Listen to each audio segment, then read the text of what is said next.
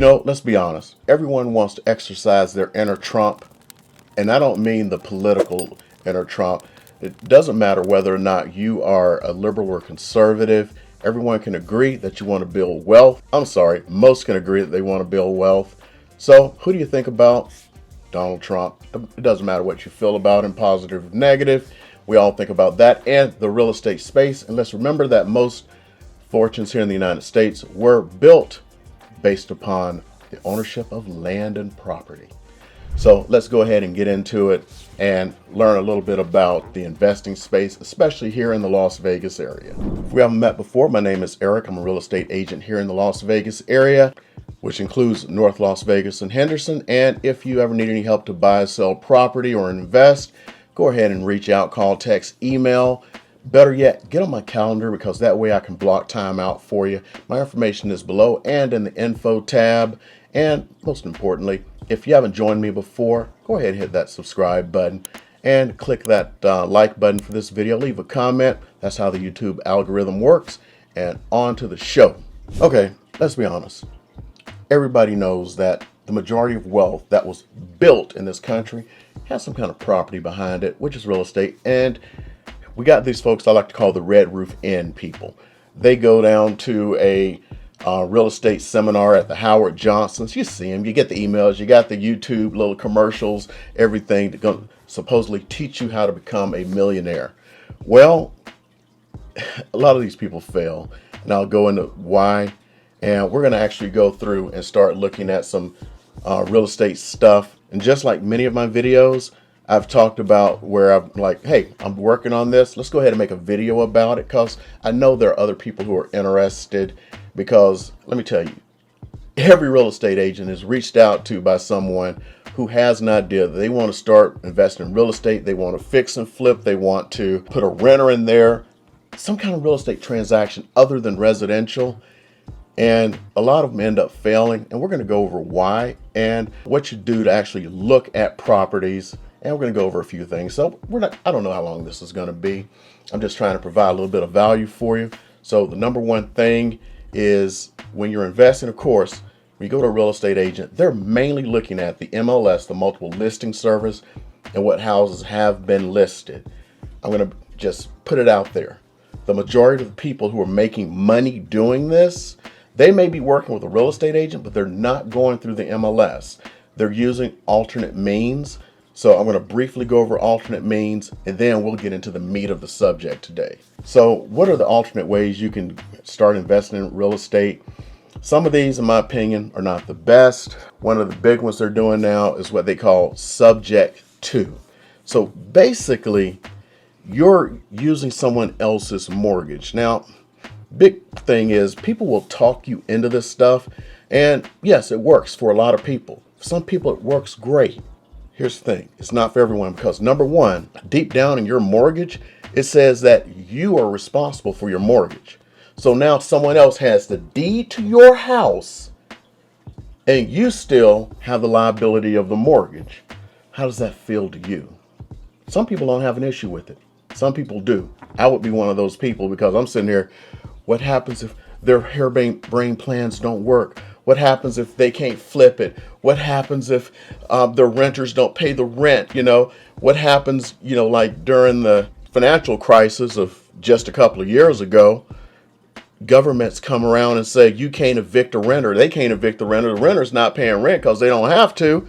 And therefore, they're not paying you. But because it's off books, you're responsible for it. How's that feel? Does it feel good down here in the tum-tum? Don't feel good to me. So here's the thing. It can work. I would not personally recommend it at this time. Who knows? Somebody can talk me out of it. But I'm just saying, putting the deed in somebody else's hands while I hold the mortgage? Nah. Another one is assumptions. You can kind of use this for an investment. There are two types of assumptions you can do, one with the VA and one with an FHA loan. You're basically taking over their lower interest rate. Now, you do have to pay the difference. We're not going to get too deep into that today, but that is something that can be done. There are things like seller carry and stuff like that. Be very honest with seller carry. Why would you do it? There are alternate means out there to invest. And a new one that is just out there is the DSCR loan. And the DSCR, it's actually designed for investors. And normally what you'd have to do is you'd have to be able to qualify for the loan. This new one, you don't have to be able to qualify for. It's completely based upon what rent you can get for that investment property. So that's a cool thing, which means it's something that's not going against your credit, which means you can get a bunch of houses and stuff, become a landlord, become like Fred and Ethel Mertz on the I Love Lucy. How many of people remember I Love Lucy? I want you to comment below. Okay, so those are some of the main ones you can do, or at least some of the ones you can do. A lot of the small time investors, when they come to a real estate agent, they're like, I have no idea what to do. They say, okay, I'm trying to, profit XYZ off of the lease and all of this stuff. Okay, so let's be upfront here. This is going to be difficult, especially in the case I'm working right now. I'm not going to go into the individual's circumstances. Sometimes people will have different things they're trying to do. So like a perfect example, let's say you want to use a VA loan to buy an investment property. Yes, you can use a VA loan to buy an investment property. Here's how. One, buy a multi-unit family. So like a duplex. If you live in one end, you can have somebody else living in the other end. Triplex. You can live in one of them, have people live in the other three. A fourplex. Same thing. 3 people rent it out. So what are the rules? That you have to occupy the property. I'm not going to get into it, talk to the lender, because I've run across different lenders who have different interpretations. The VA says you have to live in it. It does not give a time period. Now, for the FHA loan, the other government loan, you can do the same thing, just like the VA. Duplex, triplex, fourplex. But it is specific that you have to live in there for 1 year. And the reason I bring this up is there's a lot of problems or misconceptions because they're both government loans, that everything that's mirrors each other. Like I had one, and I'm serious, a lot of people get this wrong. Like there's a flip rule for an FHA property. So if somebody flipped a property, in other words, bought the property, fixed it up, and put it back on the market, there's a 90-day close to close. Not for the VA. FHA, an appraisal sticks with the property for 6 months. VA, it sticks with the veteran for 6 months. So it's like different interpretations of like a disability for VA. Some say you have a recognized disability by the VA. Some say that it has to be 10% or more. The reason they say that is because you get paid at 10%, but it's just up in the air. There's a lot of ambiguity when it comes to the government and everything. But what is clear, 1 year for FHA, not clear, occupied property. What does that mean? I move my stuff in and a month later I move it out. Is that occupying? I'm not going to answer that one. Conventional can require occupation of the property, but it says the same thing. You have to occupy the property. What does that mean? Leaving it up to you. I'm being ambiguous, like the government. Okay, so we're going to go on this one because this individual, they are, for most investments, you got to put 20% down, and some banks require 25%. It's based on many factors, but they don't want to put 20% down. They want to put 3% down and get it as a normal residential loan. Well, okay, I've talked to them about all the things, left ambiguous for them. They get to make their own decisions, whether they stay there a month, a year, 2 years. Eventually, they want to possibly be able to rent this place out, and they want something that's going to cash flow for them. I told them ahead of time that no matter what, at 3% down, you're not going to cash flow. And the reason that you're not going to cash flow has to do with PMI, private mortgage insurance. So what this does is anything that you put down that's under 20%, you have to have this PMI thing.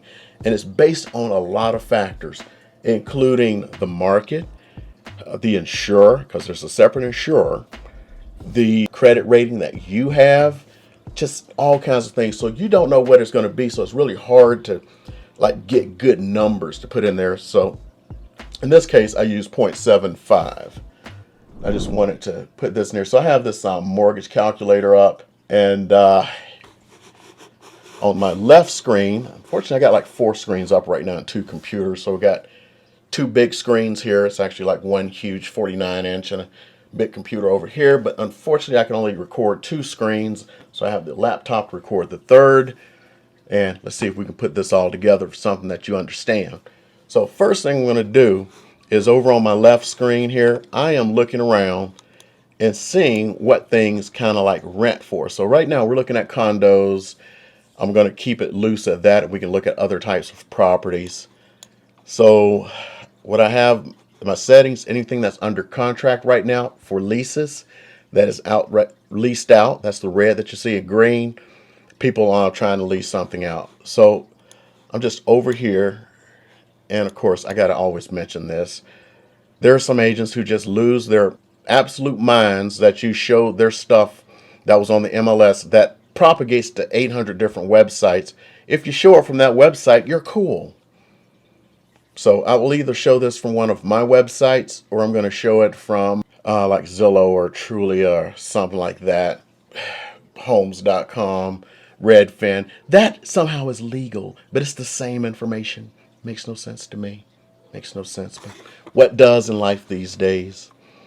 So I'm going to come here and like look here. You see? So I'm going to be switching screens. You'll be able to tell because there's less stuff on it, no reds, and of course you'll see things like they're asking $16.95. So this place they're asking $16.95. Remember, this is what they're asking. It doesn't mean they're going to get this. If I come over here to what's for actual sale, now it's not the same place. I don't think. Hold on, wait a minute. Oh my God, it's the same place. I'm sorry. It just looked close by. I'm figuring it's the next place. So here's a common technique that some people will do. They will try to rent a place out and sell it at the same time, and whichever one happens first is the one they'll go with. Like, let's say you're moving. It's like, well, I don't have to sell. I bought that place for this amount. If I can lease it out, I'll be fine. But, if I sell it, great. I'll hold it. So this is actually going to be interesting because I got both in this case. So in this case, they're asking $190. Okay, so this house is vacant, but they want $190 for it. They're asking $16.95. It's a 3-bedroom, 2-bath, and wait a minute.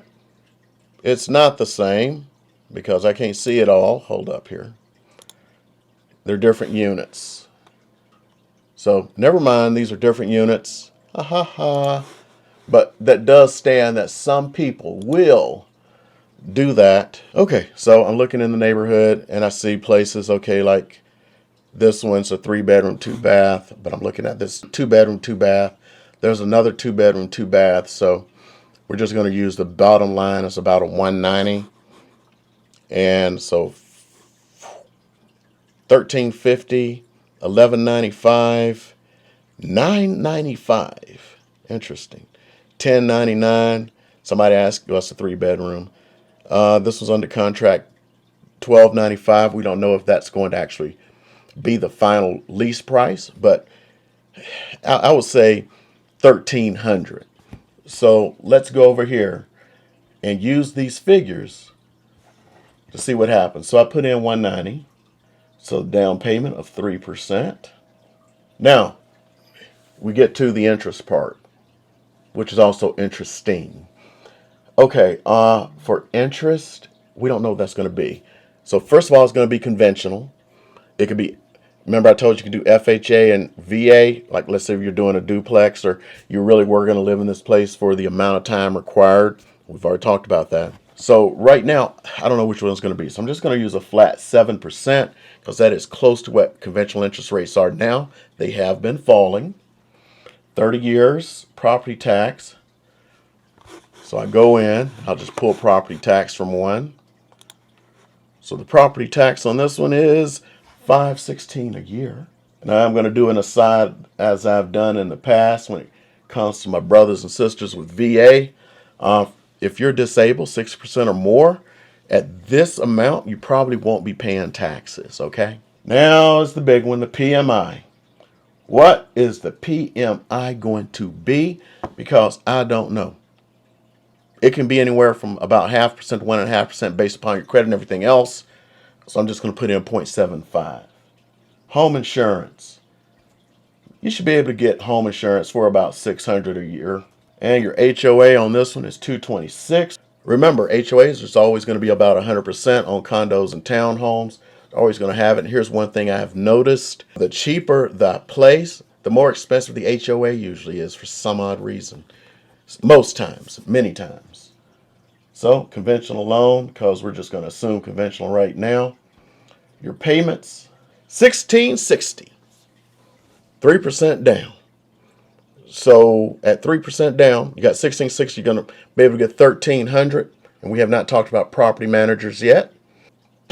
So you're out 330 a month at 3% down. Because some people say, "Well, I don't have that much right now. Let's not worry about it." Now, let's look at what happens if we change this to an investment amount, which is normally 20%, but don't matter because some folks don't want to listen to that. It's like, I just want to put this amount down. It doesn't always work that way. So you end up at 1330.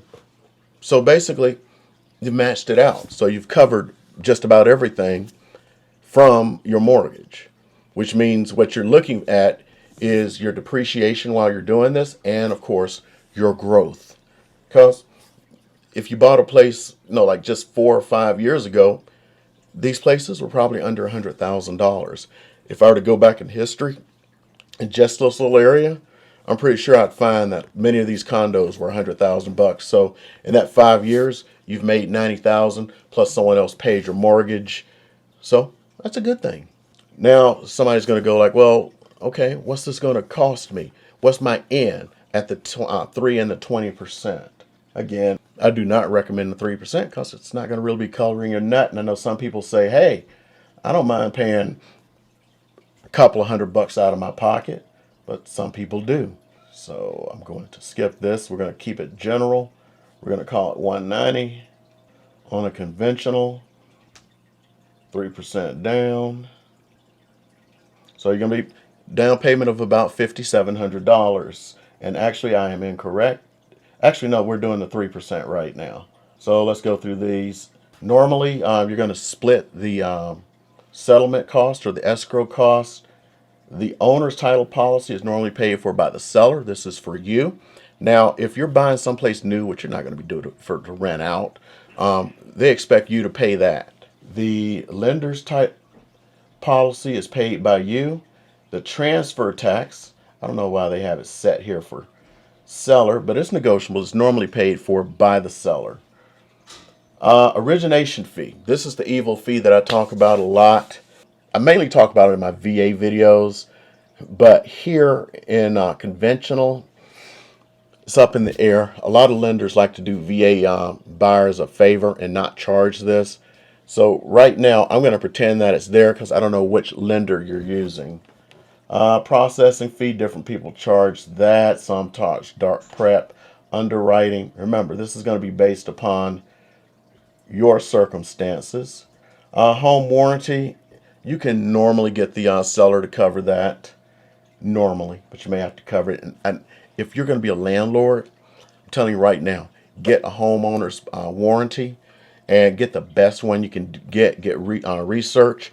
I'm not going to tell you bad policies, or policies I haven't investigated, but I'm going to tell you one that you should look into. Old Republic. I do a lot of business with them, and I have never.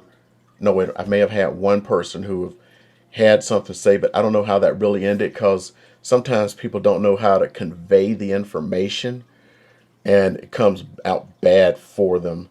And to be honest, I need to follow up on that person. But they do a very good job. And if you get more than the basic policy, which I recommend, even if the seller covers the basic policy, pay the extra $7,500 to get a more expanded policy. The cool thing that I love to do is I have to tell you this. Vegas is a city of people who know how to do stuff, aka handymen and such. And they will get all handy and they'll come in and do stuff like, put in a water heater. Well, water heaters require a permit in this county. They don't do that. And they may do things that aren't up to code. Well, with Old Republic, what I know, and this is not sponsored, they don't give me jack. And I actually have a home warranty on my place with Old Republic, just being truthful up front. They will actually fix that. But at the basic level, they won't. They will not like go out and get your warranty for you. And if they didn't properly install it, get it properly installed to code. Because there's a lot of people who do that around here. And there's a lot of work on a lot of houses that's not up to code. They will fix the code when they come out for that item if it was installed. Okay? Just let you know. Okay. Flood insurance, FedEx. I'll leave these here. A lot of these are bogus. They're not necessary, like these FedEx fees and all this stuff. This is like if you're in Indiana trying to buy a house here and you don't want to come here for the closing. You can close in Indiana, and that's what those fees are for. So some of these fees is you're going to pay things up front like your taxes, your home insurance. They're going to charge you a certain amount of interest up front. And what's neat about this is even with an investment, you do not pay your first month's rent for 1 to 2 months. You get that? So part of these closing fees is actually paying for stuff to pay that out up front. So you're getting away with not paying a month or two of rent or mortgage. Hopefully somebody's paying rent within this period. Okay, so roughly you're looking at, let's just call it 14,000 at 3%. If we change this to the 20%, ouch, you're looking at 45,000 up front. But remember, 38,000 of that is the actual down payment. That's 20%, and you saw the difference of what that does. So at 20%, at least you're cash flowing out, or at least close to it. So let's talk about the next thing, and that's going to be who's going to manage this property. So in the state of Nevada, you are allowed to manage up to 4 properties by yourself. So I'm probably like adds up to a fourplex, because 4 and less is actually residential property. So you're allowed to do this. Now you may, especially if you're not here in the area, may want to get a property manager. Even if you're here, you'd probably want to get a property manager. And fortunately for you, property management is a little bit different here than it is in some states. I'm sure in some states you've heard about, they charge 10% of the rent. Here it's a little bit more competitive. So I can't speak for every property manager, but from what I've seen, they will charge the greater of as far as the minimum fee, or sometimes lesser of. Just got to talk to them. $65 to $75, or 6 to 7% of the rent. So just go out and talk to some property managers. Maybe if somebody's interested, I'll get a property manager on here and we can talk about it. Comment below if there's enough interest. I'll get a property manager out here and we'll talk about that a little bit. So that was considering condos. Now, some of the things to think about, things I've talked about in the past about condos. Number one, most of them are going to be either cash or conventional. So most of the people who are investing are actually going to be using cash. Even at the 20% conventional, that's not normal. Some people do it. Fix and flips. Majority of those are going to be some kind of cash. It's not always going to be cash. There is what's called hard money out there. Maybe I'll do a separate one where we talk about hard money, but it's basically a lender who's already pre-approved them for whatever they want. And also in the loan will be the money to fix the house up. So that's another one that some people do. Another thing with condos is a lot of them, I mean a lot, are not approved for VA and FHA financing, and they're only approved for conventional. And that conventional may only be for an investment loan, which is 20%. So you're not going to get away with 10%, 5%, 3%, no matter how much you whine and complain and go like, well, I was hoping to do. It's what it is. And even conventional has issues with things like the FHA and VA, because there's certain things about the reserves that they have and the number of renters and everything else. You may not be able to get a normal conventional 3% loan. So it may be 20%. You need to consider that. And your lender should tell you that. Don't start with the realtor on that. Start with the lender, and they can pull up certain pieces of information. Next one, townhomes. Townhomes are treated like regular single family homes when it comes to financing, even for an investment. So you may be able to do a townhome, and that may work out for you. Problem is, here in Nevada, some of the townhomes are disguised and they're actually condominiums. So you'll have to look out for that. I've done a video on that in the past, and at some point maybe we can address it again, but at this point we're not going to. Next, single family homes. This is the best, as a matter of fact. Let's look, because this is probably where you're going to get a lot of bang for your buck. Now, this individual is looking for condos, but let's look for bang for buck. Now, I was actually talking to an old retired realtor one time. It actually wasn't that long ago. It was within the year. And I don't know, he just started talking to me. You know, some people get talkative. He was actually retired, so, they can get talkative. And he was going, well, what's the best rental property, the best way to make money? And, I started throwing off my thoughts. He goes, wrong. Best house you can get where you can rent it out, it's going to be a single family, single story, 3-bedroom, 2-bath house. It doesn't matter what side of town it's on, period. That is what you invest in. So let's do it. Let's look at some 3-bedroom, 2-bath, single story. Let's look at single and 2-story. I think he just said 3-bath. I don't remember if he said single story. I should have been writing this down. But let's go in here and look for that. So we are going to look for 3-bedroom, single family homes. So I'm looking for single family, 3-bedroom, 2-bath. Let's just see where they're at all over this little town of ours. So I'm going to just look in this area here, because this is a nice up and coming area. So we get $18.99 for this house. Let's find houses in that area. So let's go here, go into my residential, 3-bedroom, 2-bath. We ain't doing nothing else. I'm following this man's instructions. And I'm going to go to that little area over there. Okay, so we got one right in the same little area, just right there. So look here, we got 450, 999, 459, 455, 435, 445. Let's look at the 435 first. It's on the same street, I believe. Yeah. Okay. So when we look at it, my view may be different from yours purely because people are, Okay, so I can get about 1900 for it. At least that's what they're asking. Let's change this criteria a little more, and we're going to put what actually is under contract and leased, and we'll go back. Okay, so we had one that went under contract for 2,000. That's going to be my target. Okay, 2,000, same neighborhood. Now, let's go here. So we said the house is 435. Got to press hard on some of these keys. I'm not going to talk about, I'm going to try to offer this much, because some people, when they're investing, they want to, I want to offer them this. Okay, so taxes on this one, 3060. I'm just guesstimating on things like the PMI. Nope, we're not doing PMI. We're doing 20% down. HOA, look at this. So it's going to save you $44 a month. Now, we come back, and I'm going to look at my payments. And, well, I did something bad there. 20% down, $435. Why did I do that? Hold on, let's try this again. Okay, 7% monthly HOA. So, wow.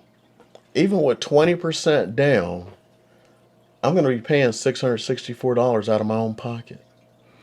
Okay, that's 20% down. I'm paying somebody to live in my place. And that's the cheapest one in that area. Let's try to find someplace else. Let's go. These are not single family homes. Oh, yes, it is. I've never seen this neighborhood. I mean, it's right there. Okay, so 1,600. It's the only one has had any kind of action. Let's go over here.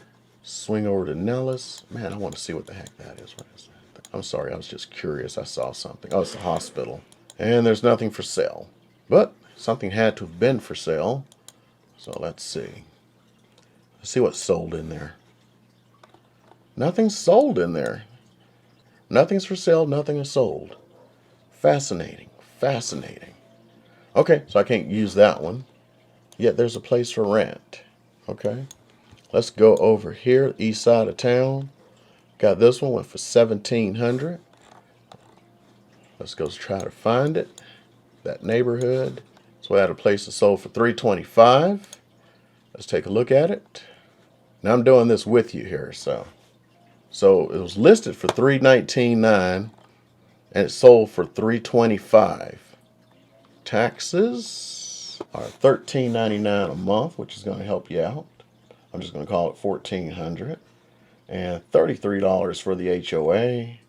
So at 20% down, it's $19.29, assuming 7% interest, which, yeah. So $16.95. Just looking in the neighborhood. So you're going to still be out of a couple of $100 a month. So what you're looking for is the growth in the house itself, plus little things like, just being able to raise the rent. So long term, you should be able to raise the rent into it, and better yet, when interest rates come down, because they're starting to come down, looks like 2024 is going to look good for you. So let's say interest rates come down to 5.5%. I don't know if they will. I'm just saying. Your payments then change to what you can get for rent, which means if you just hold off a year, you get that, and plus you've raised the rent. So long term, it could be good for you. So his advice seems to be a little bit sound. So find a place. Also, some of the things you can do. Remember we talked about 3-2-1 buy downs and 2-1 buy downs. Go and see if you can get one of those from the seller and negotiate hard on the price. Again, I've talked about this in the video where I talked about investing in properties, that the hairier the dog, the more money you make. Don't just go by this MLS, because everybody is on the MLS. Everybody. Don't forget, you got the hedge funds out there. They're buying a crap load of property right now. If I were to look just at what went in the last month, and that was cash, hold on. And we'll just look at 3-bedroom, 2-bath houses. So let's check what sold over the last month, or let's just call it the month of November. So in the month of November, and we're just going to keep it that way, and we're going to go for, so first of all, 429 3-bedroom, 2-bath homes sold. And of those, 130 were cash. So that's Southern Nevada. I didn't break this down to Las Vegas, North Las Vegas, and Henderson. Let's do that, see what happens. So let's do a little breakdown, because you're not going to have as many cash investors out in Pahrump and stuff like that. Okay, so 110 were cash sales. Out of that, so about 30%, 374 actually sold. So a third, almost a third, a little under 30% actually, almost a third sold for cash. You know who a lot of those are? They're the Blackstones and all those places, plus some investors.